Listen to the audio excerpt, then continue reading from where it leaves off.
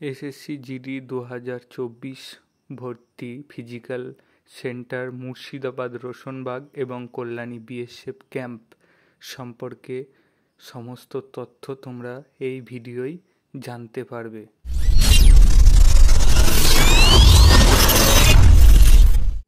Murshidabad Roshanbagh BSF camp present 76 থেকে 80 জন। Track হলো 1.1 কিমি। ফার্স্ট ব্যাচ দৌড়ানো করিয়েছে 7টার সময়, আজ একটু খুব তাড়াতাড়ি করিয়েছে। সেকেন্ড ব্যাচ 7:45 দৌড় করিয়েছে।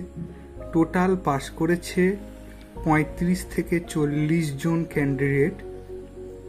হাইটে কারোর কোনো একটু কম হলে তাকে 2 থেকে 3 বার সুযোগ দেওয়া হচ্ছে সঠিক মাপটি দেওয়ার জন্য, এবং চেস্টে কারোর যদি কোনো অসুবিধা থাকে কিংবা একটু কম থাকে তাকে পুশ আপ দিয়ে 80 থেকে 85 করার চেষ্টা করছে। সুতরাং পরবর্তী কল্যাণী বিএসএফ ক্যাম্প, এখানে প্রেজেন্ট হয়েছে 76 থেকে 78 জন।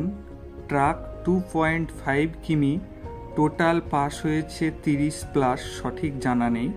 প্রথম ব্যাচ শুরু করা হয়েছে 10:30 থেকে। এখানে হাইট একবারই মাপা হবে, যদি কম হয় তার কোনো ছাড় নেই।